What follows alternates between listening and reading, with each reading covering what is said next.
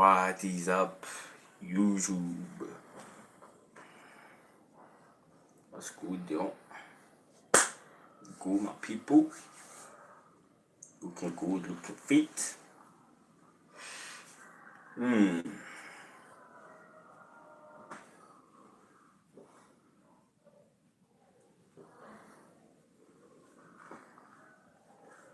Looking good, looking fit.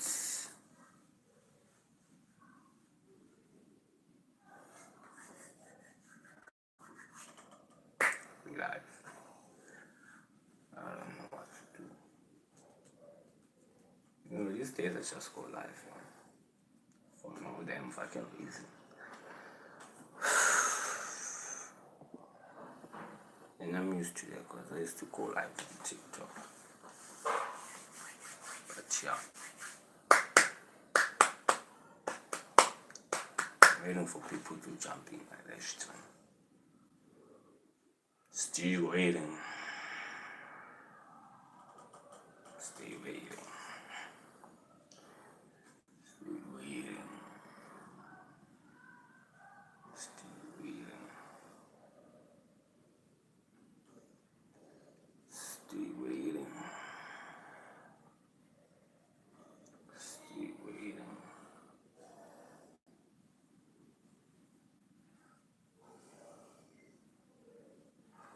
Still waiting. I'm still waiting.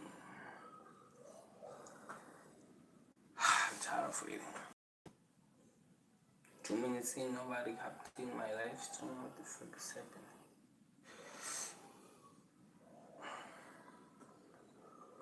I'm bored.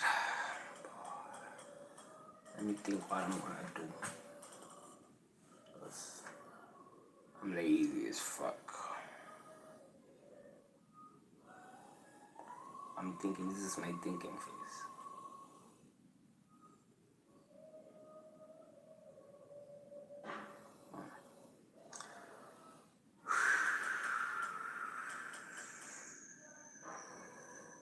Can't figure it out. I can't figure it out.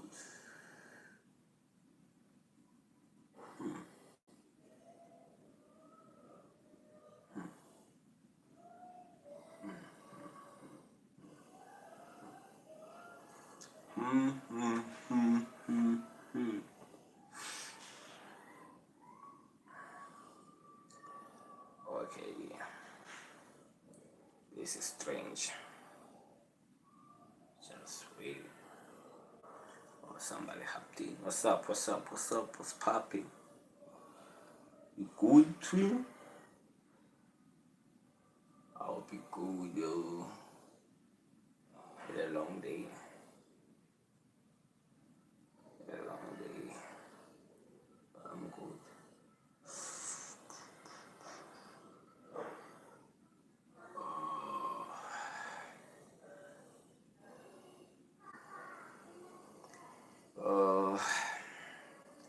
Somebody hopped in and hopped out. It's crazy, yo. It's crazy.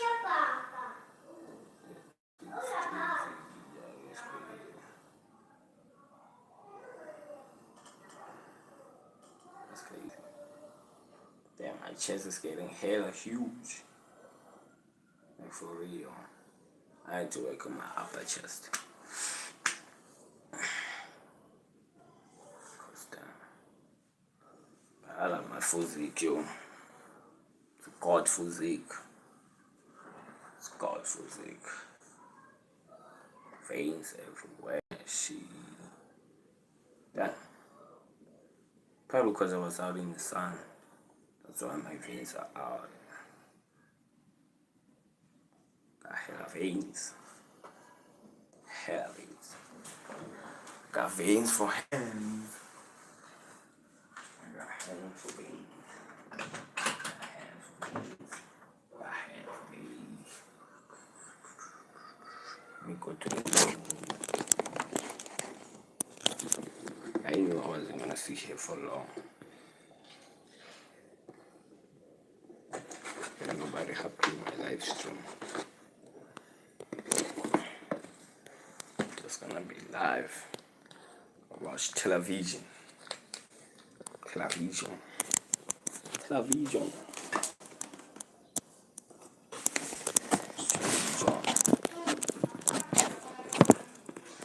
Television. Wear my t-shirts.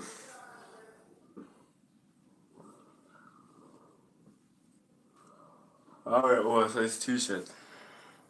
Can't tell that I'm bathing.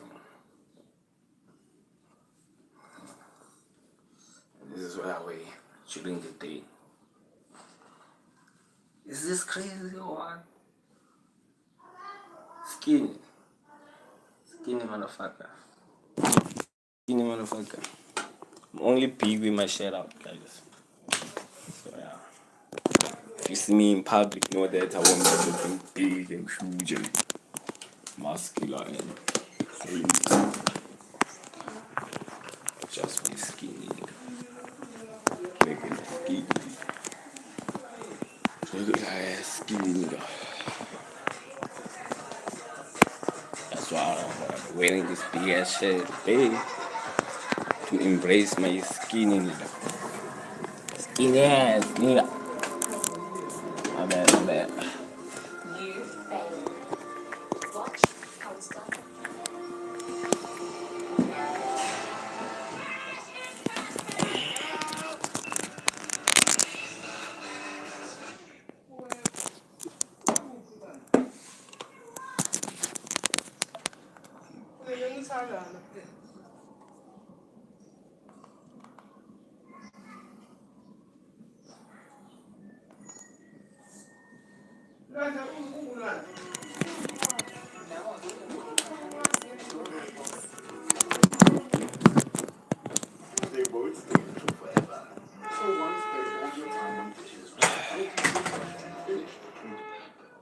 Business today. Since we last spoke, China threw the world's largest anti-West party and invited the whole squad. Donald Trump is in fact alive, and he said that he didn't even know the people thought he was dead.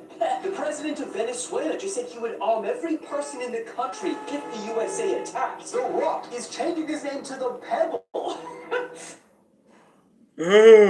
Suzanne Eaton was a 59-year-old American what's up, scientist guys? who was working as a professor of molecular biology in Dresden, Good. Germany.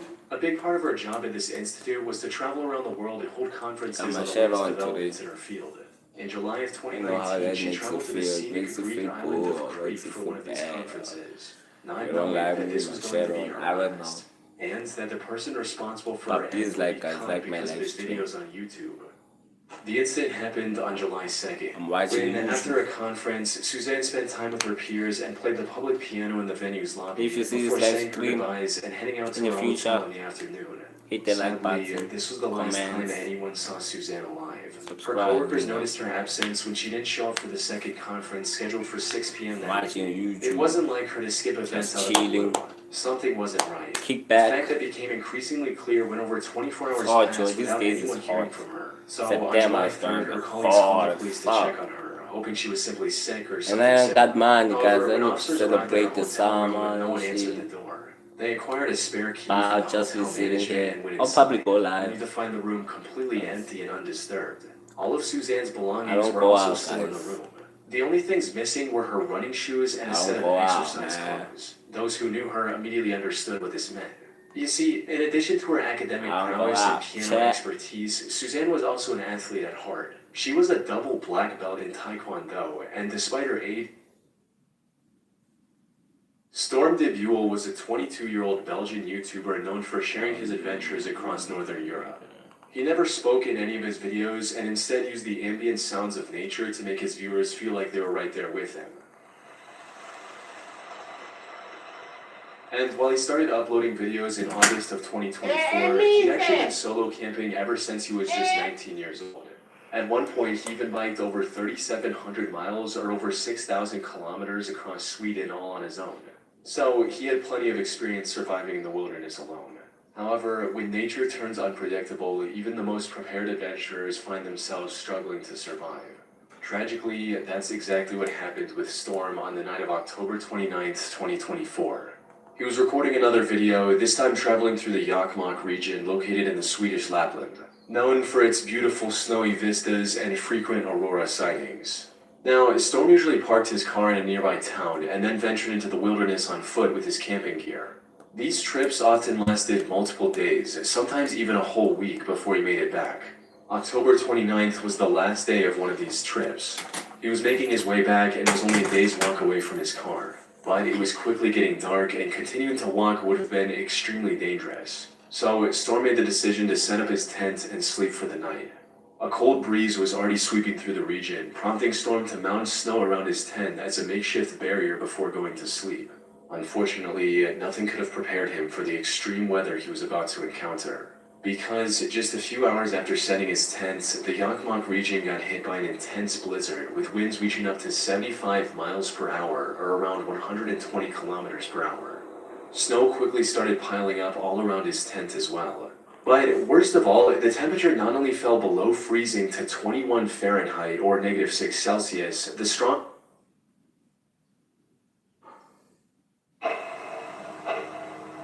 Right on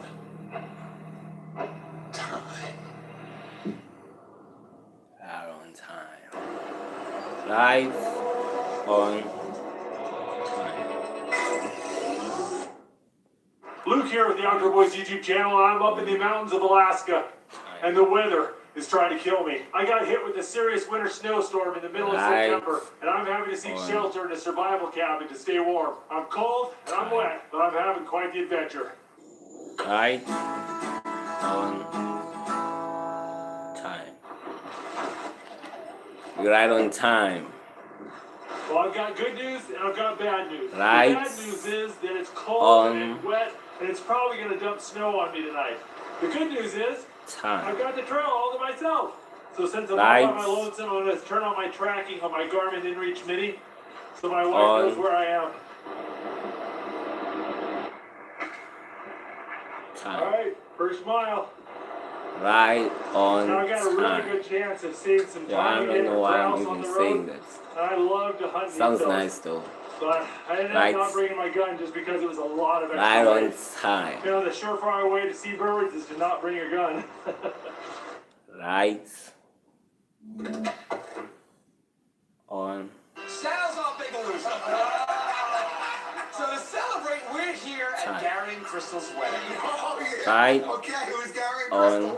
Don't worry about that, Sal. You should worry about the speech. You're right on time.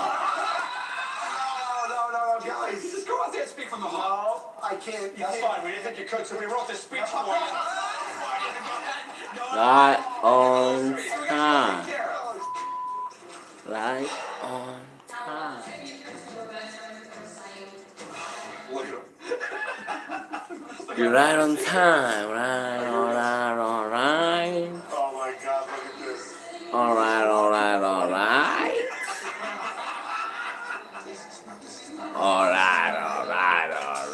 Sal doesn't know if the bride and groom are actually in on it. Yes. But the 300 strangers in the room. All right. Here it All comes. right, buddy, next speech is all yours, pal. All right. Yeah. Guys, sub up if it's your first time seeing me today. I wanna go crazy. I wanna go psycho.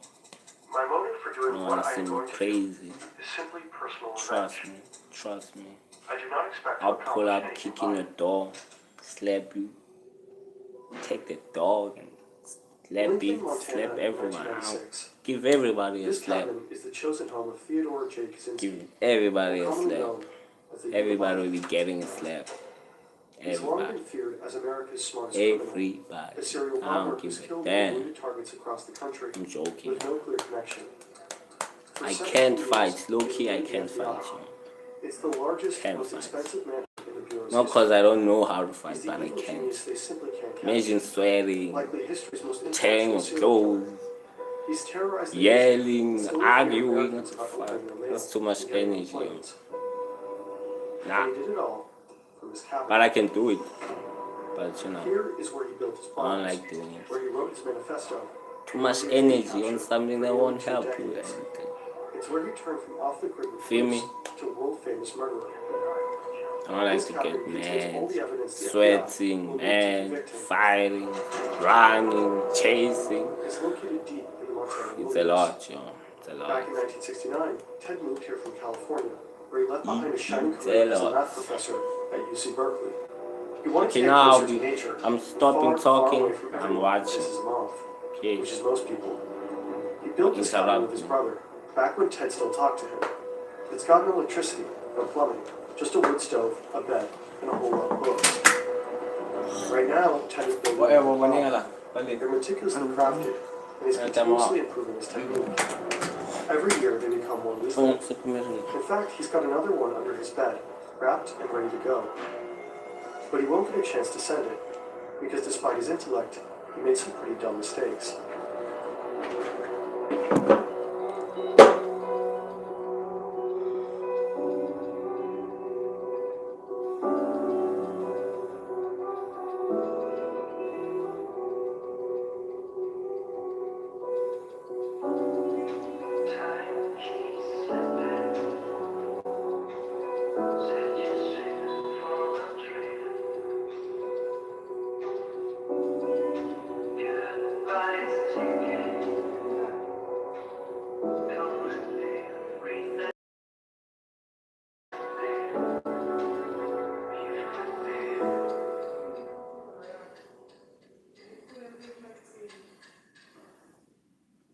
This video is largely based on these two books. Links are in the description. We attribute the social and psychological problems of modern society to the fact that that society requires people to live under conditions radically different from those under which the human race evolved. Born in 1942, Ted grows up in a pretty average family in the suburbs of Chicago.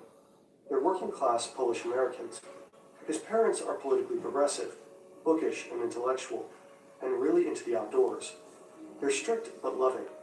At least, that's how they remember it. It becomes obvious at a young age that Ted is exceptionally gifted, so his parents push him to succeed. He skips 2 grades and easily aces every class. He's a pretty normal kid for someone with an IQ of 168. Sure, Ted is quiet, shy around girls, and arrogant, but he has a core circle of friends and plenty of hobbies. Like his parents and brother, he loves playing music, reading, and camping. People like Ted. They'll later remember him as a sensitive, respectful kid.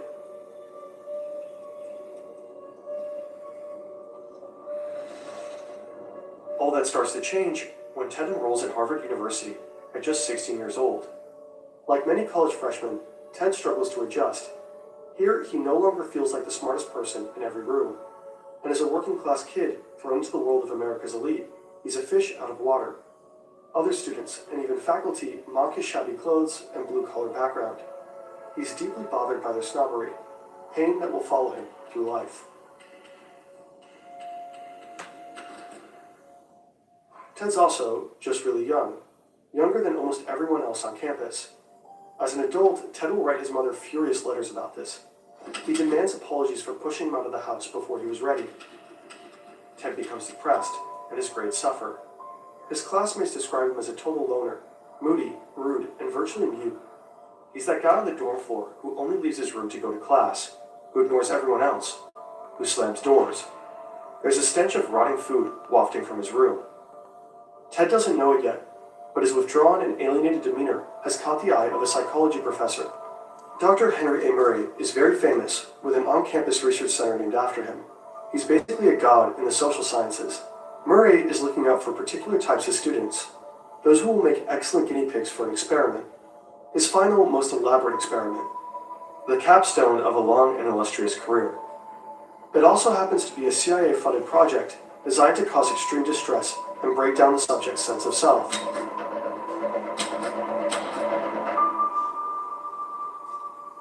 Clearly, we are in a position to do a great deal of damage, and it does appear that the FBI is not going to catch us anytime soon.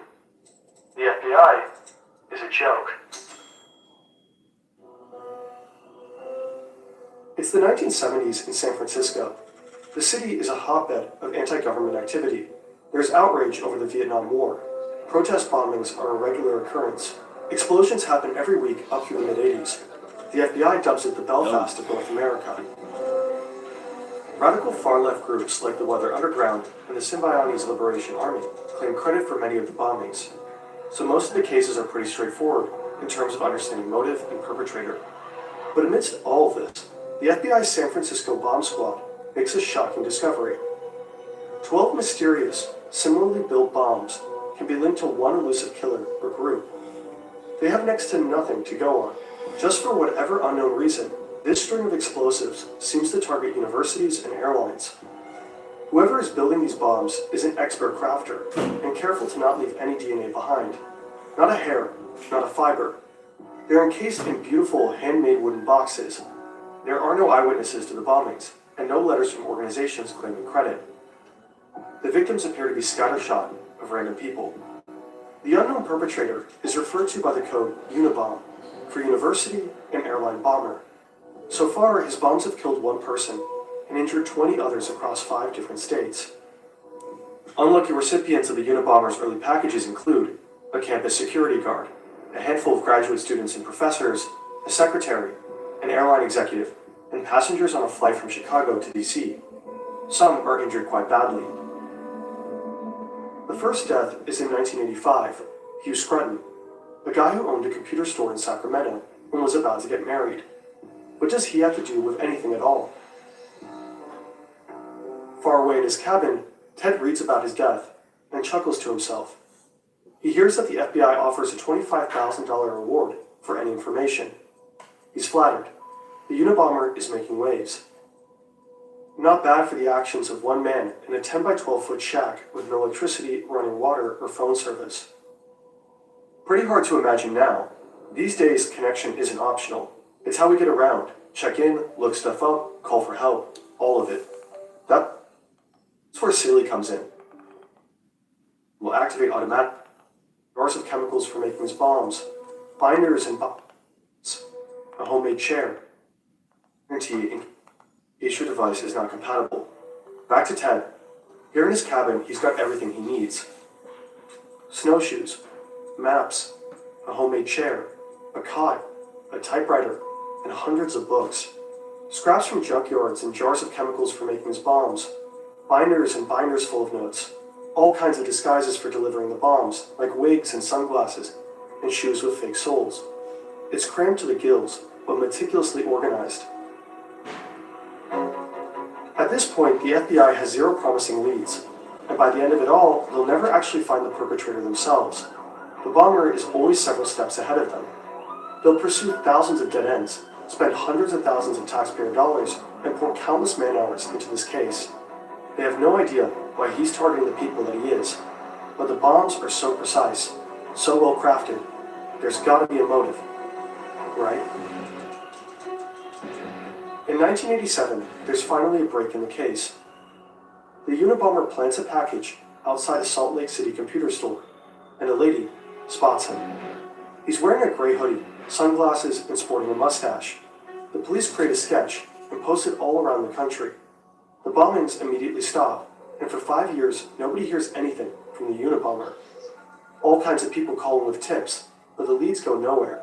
The case pretty much goes cold, but the FBI know that it's only a matter of time before he'll strike again. They're sure he's using the time to perfect his bombs. And they're right.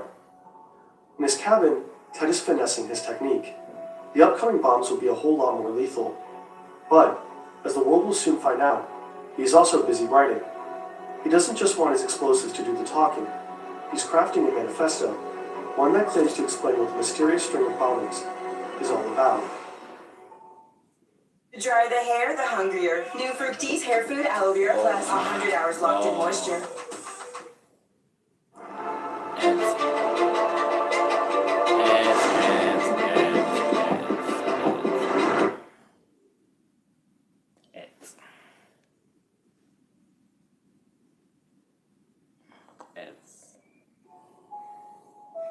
You know what I'm talking about.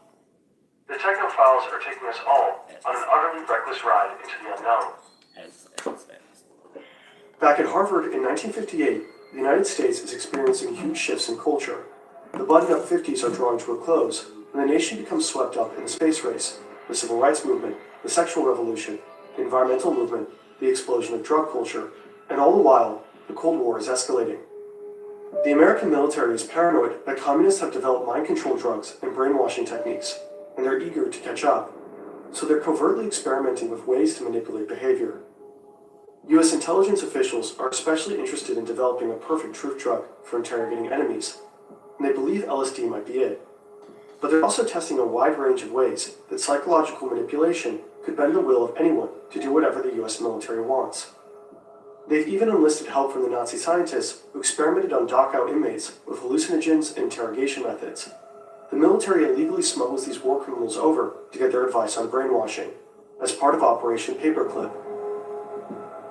Over the course of at least 11 years, thousands of Americans are subjected to unethical psychological experiments that include sensory deprivation, hallucinogenic drugs dosed without consent, subliminal messaging, hypnosis, electroshock therapy, and even ice pick lobotomies.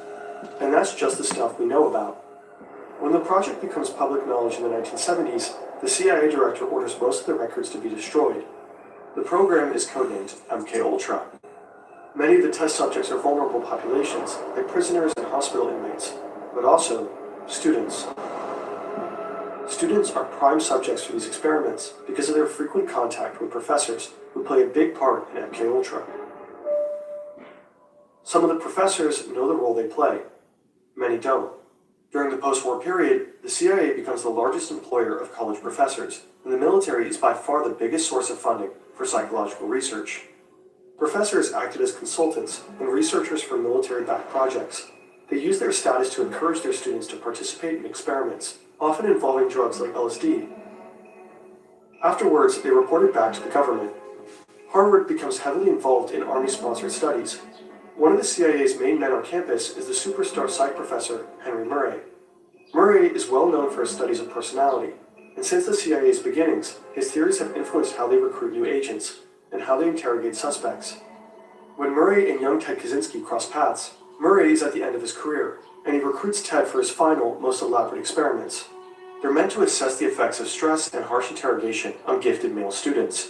Murray wants to know, what will it take to break an educated, intelligent man? The setup is simple. Ted and 21 other students are asked to write an essay about their most deep-seated beliefs. Then they're told they'll discuss their beliefs with a fellow undergrad. The experiment aims to compare the effects of stress on college men who seem psychologically healthy and well-adjusted, with students who seem alienated, pessimistic, and lacking in identity. Ted is most likely recruited for the second group because he's showing signs of depression. Ted's personal essay stands out as the most pessimistic of them all. It suggests that he was already vulnerable before the abusive test began. He is also the youngest and the poorest in the group. The students are told this exercise is just to study different personalities. In truth, now the real experiment begins. The essays are handed to lawyers trained in manipulation, who are instructed to attack the values expressed in them. The students endure harsh interrogations in brightly lit rooms. They face calculated personal critiques designed to humiliate and erode their sense of self. All the while, electrodes monitor their stress responses.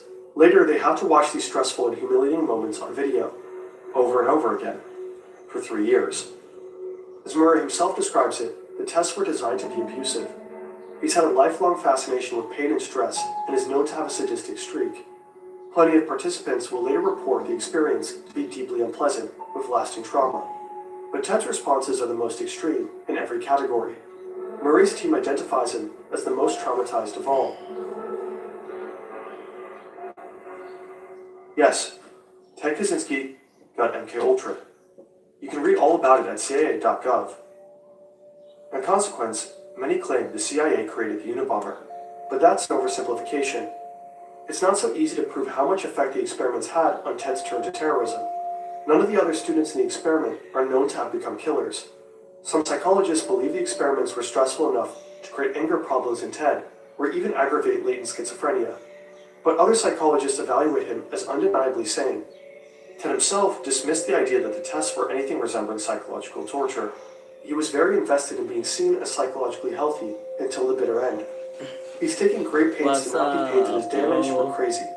He wanted his murders to be understood in the context of his beliefs, not his personal history. If people saw his actions as a result of trauma or madness, it would invalidate his ideas. Ideas that formed his last year at Harvard. Ted becomes increasingly disillusioned with the industrial technological system. He comes to believe that technology is slowly destroying humanity and eroding our freedom.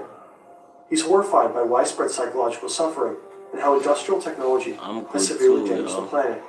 He's certain that it will only get worse the more technology develops. So anyone who helps against technology in any way is the enemy. Scientists, engineers, business people, what Ted calls the technician class. Ted starts having revenge fantasies and becomes obsessed with how society enforces obedience with psychological controls. He daydreams about breaking away from society and living off the grid. Ted graduates Harvard and goes on to get his PhD in math at the University of Michigan. He's quickly establishing himself as a brilliant mathematician and is offered a tenure track position at UC Berkeley as their youngest professor ever. His students don't like him very much, but he's publishing groundbreaking papers on boundary functions. But Ted resigns one day without warning. He tells his family that he's done with teaching math to future engineers who will advance the industrial technological system and continue destroying the planet. Ted buys a bit of land near Lincoln, Montana, and builds a cabin with his brother. He's ready to escape the advanced technology that surrounded him at UC Berkeley. He wants to live a simpler life, far away from everyone he's ever known. And then, he starts to build his first bomb.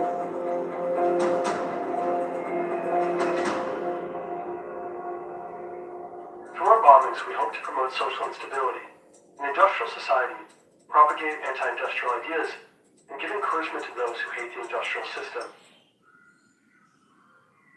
In 1993, the Unabomber strikes twice after a 6-year hiatus. Two prominent researchers, a computer scientist and a geneticist, receive packages the size of a VHS tape. Yeah, I'm relaxed. The bombs detonate upon opening. Got the smile emoji. That's my emoji, Shortly guys. after, You know, the New York Times receives a when you tackling see letter. that, no, that's They claim credit process for the around bombs and says the publisher is afternoon like there. Yeah, it's afternoon. In 1994 and 1995, Afternoon. the Unabomber succeeds in killing 2 people with his mail bombs. An advertising Papa executive Florida, and a what forestry time is it? lobbyist. As feared, his Afternoon, explosives have become morning, notably more midnight. sophisticated. Bombings are usually accompanied with demands for Guys, money please or like some my kind live of action. stream, okay? What made the Unabomber so difficult to understand So, and to find is that other his bombs people never can came like with any when they requests. join in. They seem to be built only to cause fear, injury, and death.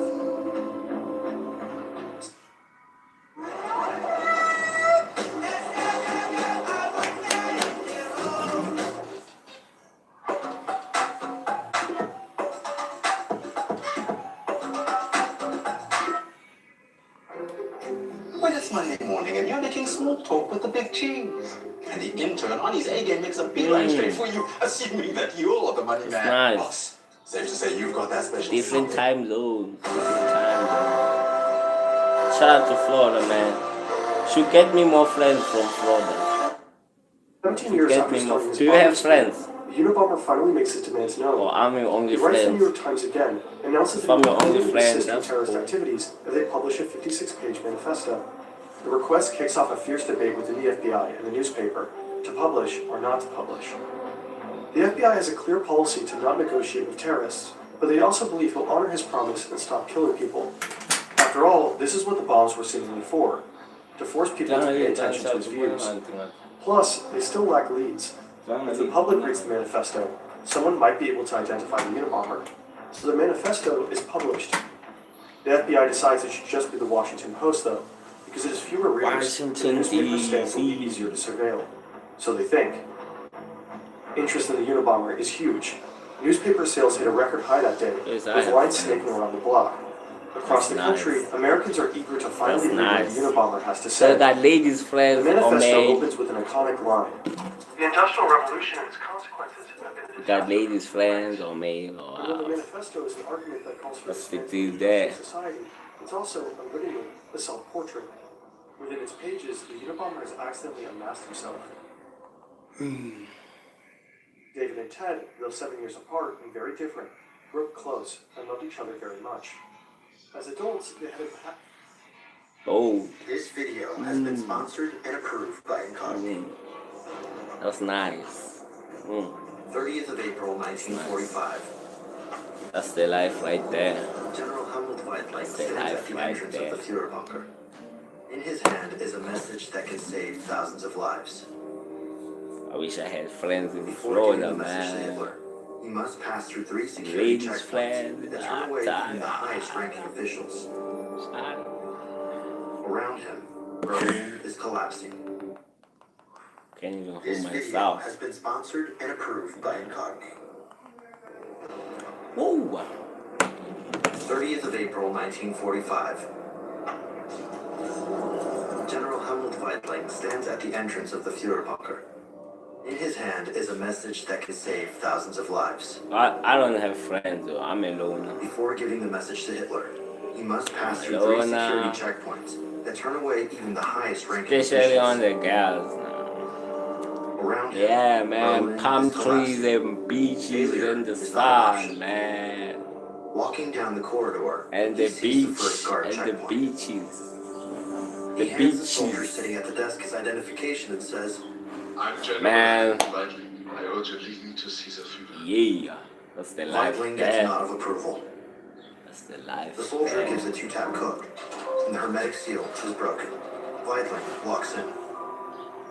The easiest checkpoint is passed, but as he moves closer to Hitler, the That's the security life. only grows stricter. General Weidling has just entered the first area known as the Führerbunker. Before he can deliver the message, he'll have to pass by 2 more checkpoints. Underneath him is a floor that is 8.5 When I come to feet Florida deep, one made day. of concrete. Above him, the ceiling I'm is gonna 9 come to feet Florida. thick. Even I'm though not they gonna might have be protected problems, from right? bombs, it's the thought of Nobody's capture gonna that hate creates me, intense nobody's fear and gonna anxiety inside. wanna shoot me. The American and British forces are advancing rapidly through Western I don't want Germany, problem. capturing critical major cities That's one Munich, nice Nuremberg, time, you know. and Hamburg. She The keep Nazis' back, position is relax. becoming weaker by the day. It's like I'm watching ads. Bumble has 12. It's like I'm watching ads. The first section of the Führerbunker holds a huge air purification system running constantly. I'm gonna come to Florida, Giving the underground man. city its breathing power and preventing gas Gonna attacks. come to Florida.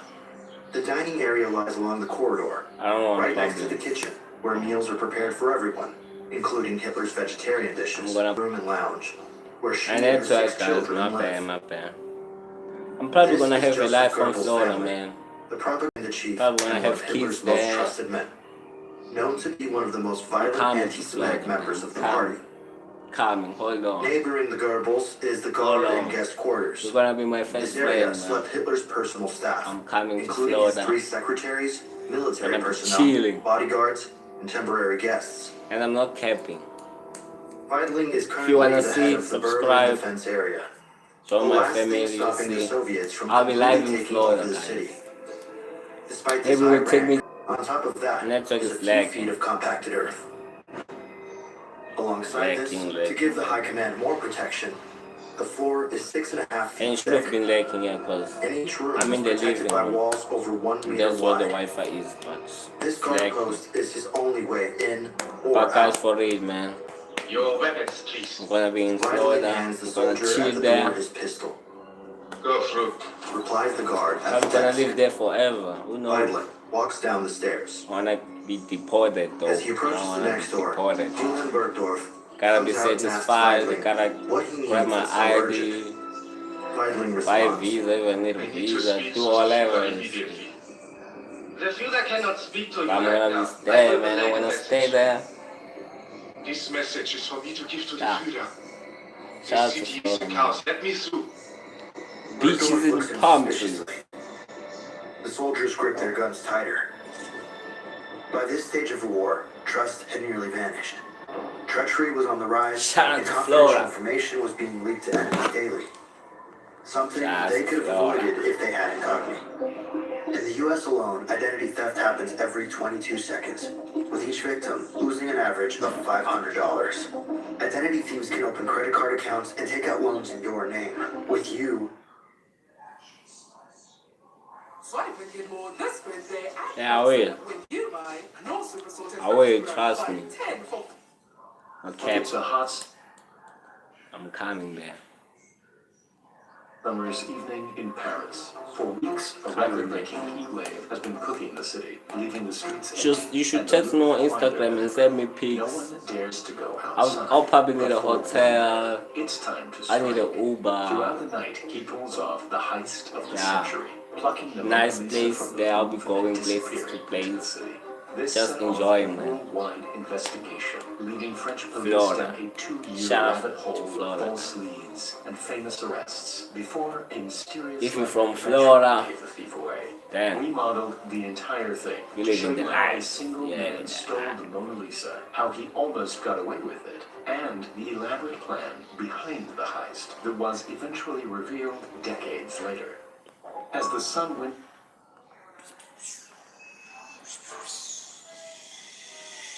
Our planet's been around for a whopping 4.5 billion years. In that huge expanse of time, dinosaurs have been and gone, the Earth's geography has completely changed, and countless civilizations have risen and fallen. Evidence of these lost civilizations remain, however, in ruins across every country across the globe. But what were they like before they were ruined? Well, grab your trowel and get ready Hold to on dig in there, as we Jim. find out what archaeological I'm sites used to actually look like.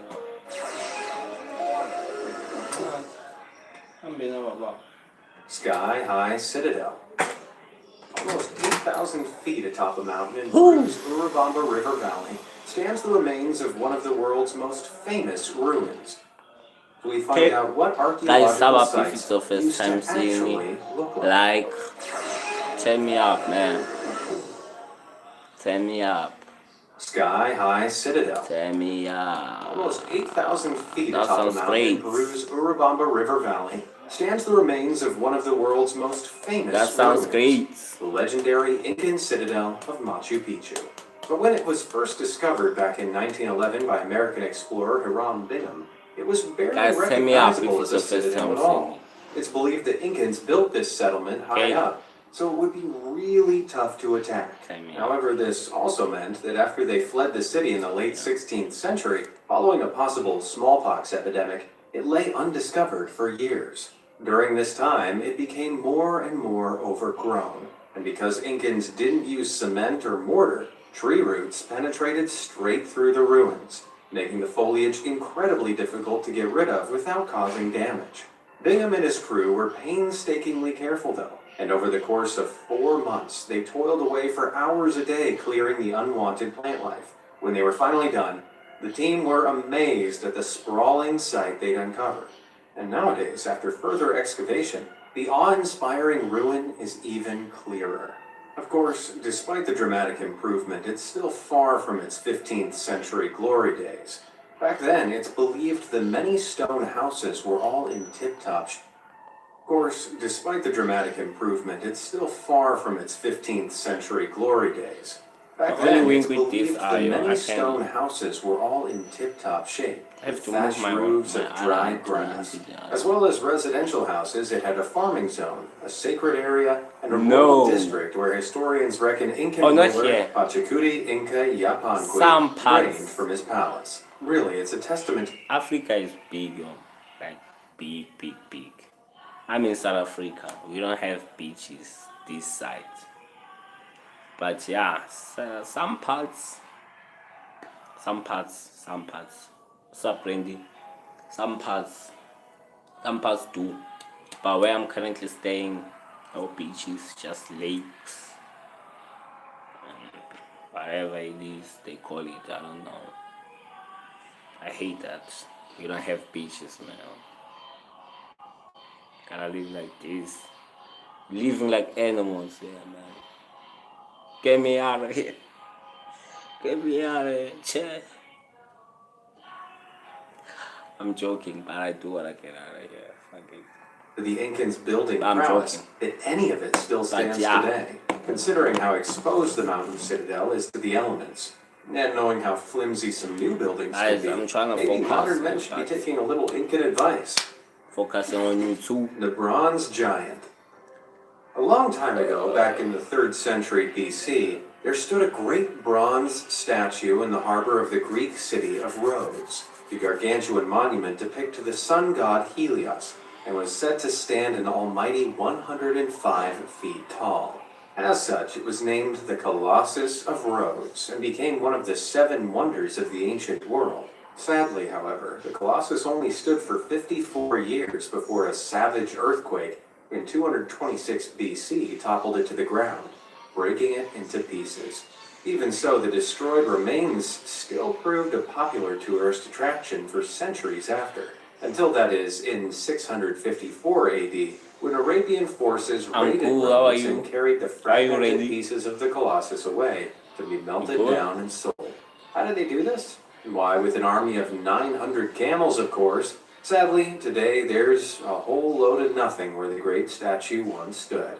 But if you're familiar with the Colossus of Rhodes, you might be surprised to hear that despite the famous imagery of it straddling the harbor, this never happened. That iconic image actually came about centuries later and was touted by historians in the Middle Ages who'd never seen the monument. The harbor itself is almost the same width as an American football field. So to be proportionally accurate, the statue would have to stand a stupendous 1,640 feet tall. This was firmly impossible at the time. Even now, India's Statue of Unity, which is the tallest statue in the world, is only 597 feet tall, almost 3 times shorter. So the Colossus was far more likely to have looked something like this. Not quite as impressive, but sorry, you can't become all-knowing without shattering a few dreams along the way. And you'll never become all-knowing if you don't hit those like and subscribe buttons. That way you won't miss another you can get there with the transport, the fact-based car, videos bus, ever but again. that would take longer. That would take longer. Insanity. Probably be 5 Of all the hours. natural disasters in recorded history, the eruption of Italy's Mount Vesuvius in the year 79 AD has captured people's imagination like no other. The ensuing ash cloud crashed down the volcano and completely covered the nearby city of Pompeii, eradicating an entire community in one fell swoop. It wasn't until about 1700 years later that archaeologists finally unearthed the ancient Roman city. And boy, were they surprised. Despite all that time, the thick layer of ash had preserved everything. So well, in fact, that the majority of the city is still recognizable. Walls, buildings, paved streets, even some art remains remarkably untouched by age. And just look at this street food stall. Man, some things really don't change. Having said that, it's still nothing like the bustling city of 12,000 people that existed for many years before the fateful eruption. The vibrant municipality had an amphitheater, gymnasium, port, and even a complex water system. There were many temples, too, devoted to the various Roman gods, including the Temple of Jupiter. Unfortunately, Jupiter's temple got toppled by an earthquake in 62 AD, and today only scraps remain. Regardless, Pompeii is still an astonishing place to visit, if you can be brave being so close to Mount Vesuvius. The Real Wall. If you've ever seen Game of Thrones, you'll be familiar with the Wall, the giant icy megastructure made to keep out threats from the north of Westeros. But did you know it's based on a real-life wall in the north of England? Yep, if you were to go there right now, you'd find the ruins of Hadrian's Wall.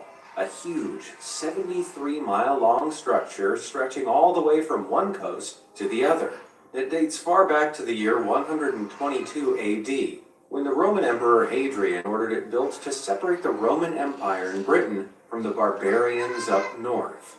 Sound familiar? The real wall, though, was made of stone, not ice, and it wasn't quite as tall as George R.R. Martin's fictional barrier.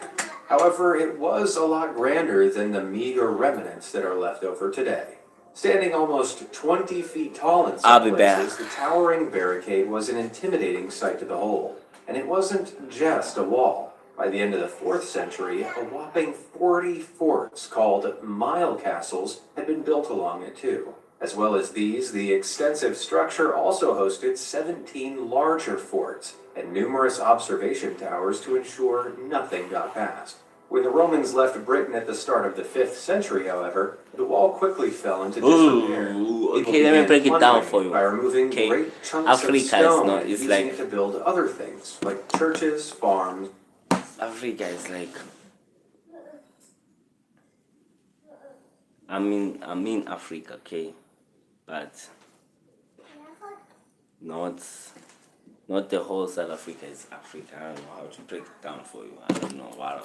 Houses. And although this practice was ended by the 19th century, by that time the damage had already been done. Where imposing mile castles once stood guard, now only waist-high fragments of stone remain. Because I forgot my town. But I'm in a village, guys. It's not a town. It's unbelievable when everyone wins. It's a village. You can't say it's a town. It's a village. But in South Africa. My first warehouse. I bet what kept it. Good job the White Walkers aren't real then. Nero to 0. If you got that, of course you got that. How are you watching me? You can search South Africa and Mpumalanga. That's where I'm at. On Google. Or Chrome or something. South Africa and Mpumalanga. Then you'll find where I'm staying. It's a village, bro. Obviously, ancient Rome's emperors weren't the humblest bunch of people. In comparison to Emperor Nero, though, we know stuff because we got internet. That's because Nero, who became emperor in 54 AD, commissioned a colossal palace complex for himself in the heart of Rome that covered nearly half a square mile of space. That's about 3 times the size of the entire Vatican City. Built with stone and marble between 64 and 68 AD, the extravagant palace send me picture of where you staying, both above ground on and Instagram, as well as a pool and an enormous 100-foot statue of the emperor himself. I want to see the beaches. If that wasn't enough, all of the rooms were covered the sunsets. I want to see the trees, man. Precious stones, shells, and pearls. So yeah. Actually, then it was named the send me those screenshots, those pictures or on Golden House for those Instagram. of us not too hot on you should send me those pictures. Of all its rooms, though, the octagonal hall was by far the grandest. This incredible. Okay. From collecting blood-sucking leeches to shoveling through sewage-filled cesspits, the Middle Ages really didn't mess about when it came to disgusting and downright dangerous occupations. Intrigued? Well, travel back in time with me as we check out the worst jobs you could be assigned in medieval times.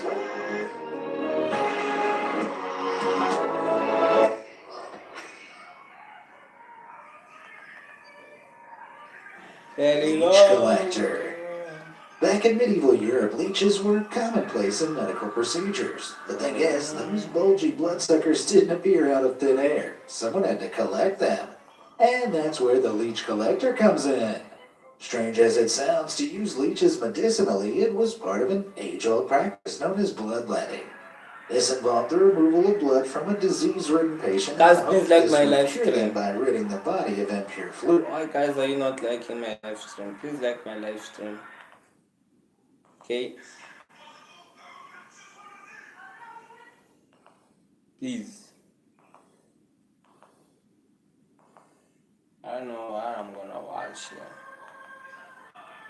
What's going around?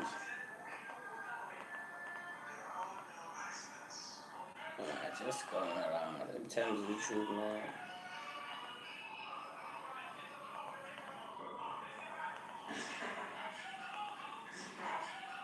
Thank you for the like. What's up, Trendy?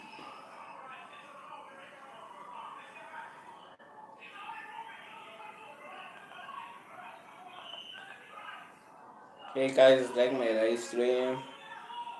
Turn me up. Turn me up. Turn me up.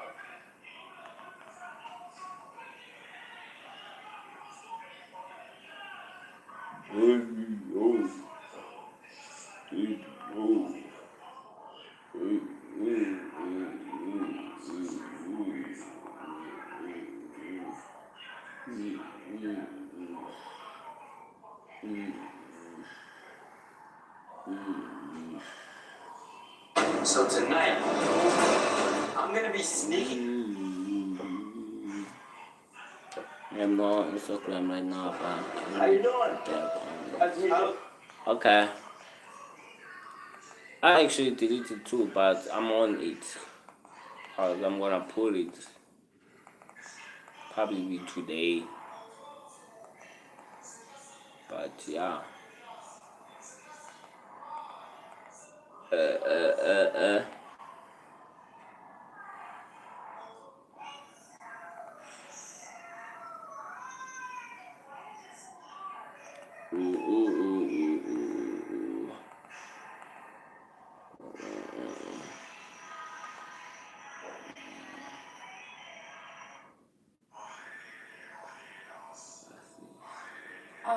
Try to talk to like some AI chatbot, you know, because I have no one else to talk to. My phone's dry, you know, or I could talk to my mom, my parents, but that doesn't ever fucking work. Okay, well, the 988 hotline is available, and what the fuck does 988 do? They don't do shit for you. You tell your fucking therapist, hey, I want to kill myself, and they're just like, okay, we're gonna send you to the hospital. I've been hospitalized about 3 times, and it helps you.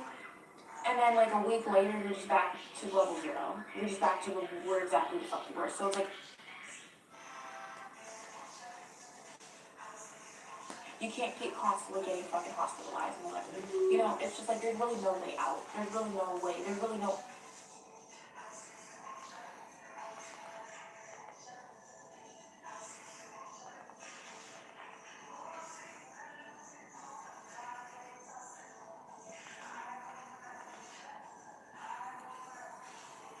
No end to it, no matter what happens.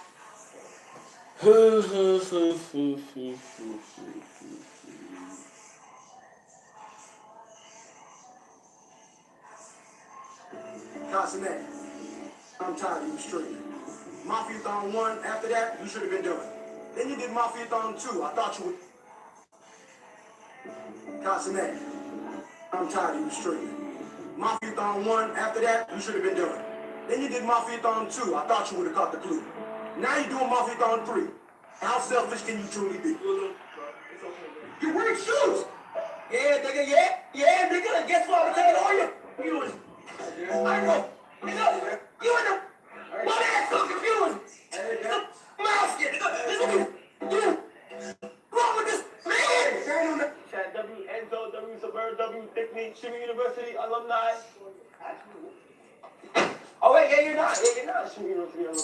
Yo, Dixon, this nervousness is so crazy. I know you don't know a lot of niggas. That's why I was trying to get Khalil out first, because that shit was on him. And y'all didn't even know nothing for real. And then he said, oh, that. Come on, guys. All they have to grab that seat. Where's Enzo? What are you... What the fuck are you doing? You fell? What is it? You're thinking God. Amen. Chat W, Dickney, W, Suburb, W, Enzo. Dickney and Enzo. Yes! That's right.